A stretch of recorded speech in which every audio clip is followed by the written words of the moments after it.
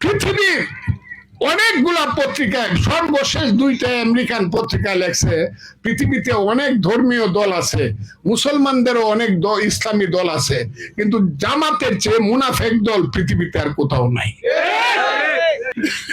আমি এখানে বিরোধিতা করি, মুক্তিযুদ্ধের পক্ষে দাঁড়াই। আপনারা আমাকে, আমি আপনাদের মৌলানা মৌলভী সাহেবদেরকে মাথার তাজ করে রাখবো, আমার অনার্থক ভুল বুঝছেন না।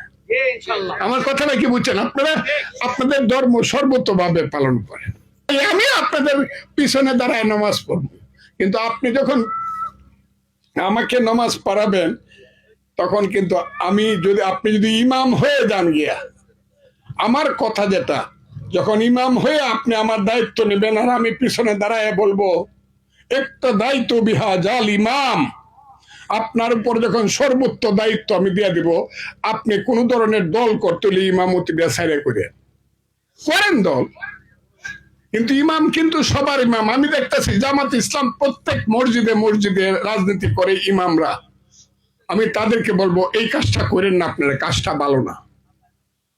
ইসলাম শ্রেষ্ঠ দল, সর্বশ্রেষ্ঠ দল।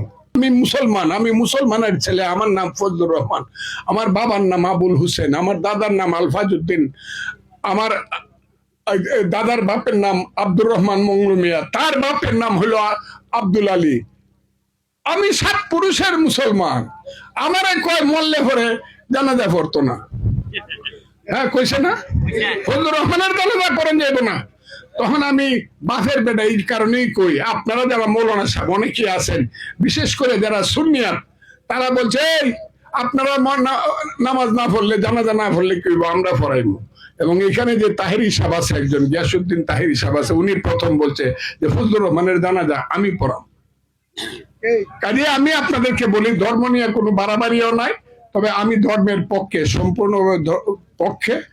আপনারা একবার শুধু ফজলুর রহমান রে একবার আপনারা সাথে থাকেন, আগেও ছিলেন, সাকসেসফুল হইতে পারি না, এইবার যদি আল্লাহর রহমতে আমরা সাকসেসফুল হই, ভাই ভাই হিসাবে, ধর্মের খেদমতগার হিসাবে, সংস্কৃতির একজন হিসাবে, সবকিছুতে আমি আপনাদেরকে সহযোগিতা করব। আমার জন্য আপনারা দোয়া করবেন।